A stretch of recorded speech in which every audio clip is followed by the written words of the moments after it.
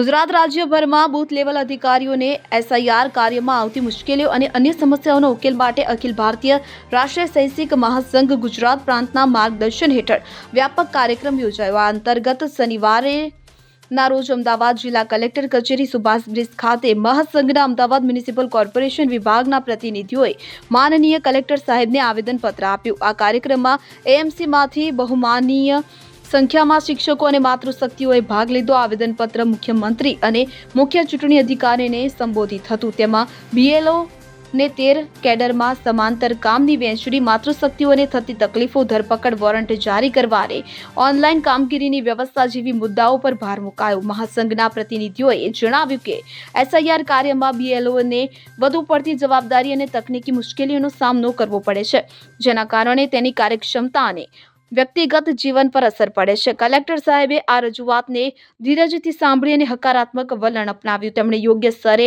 ધ્યાન આપીને જરૂરી પગલાં લેવાની ખાતરી આપી. મહાસંઘના અધિકારીઓએ જણાવ્યું કે આવા કાર્યક્રમો રાજ્યના તમામ જિલ્લા તાલુકાઓમાં યોજાયા, જેથી શિક્ષકોની સમસ્યાઓ પ્રશાસન સુધી પહોંચે અને આ પગલું ચૂંટણી પ્રક્રિયાને વધુ સુગમ બનાવવા માટે મહત્વપૂર્ણ માનવામાં આવે છે. ઇદ્રીસ શેખ, ધોળકા. હવે જુઓ દેશ દુનિયાની તમામ ખબરો તમારી આંગળીના ટેરવે. ઉઠાવો મોબાઈલ અને ગૂગલ પ્લે સ્ટોર પરથી ડાઉનલોડ કરો અમારી CN24 ન્યૂઝ મોબાઈલ એપ.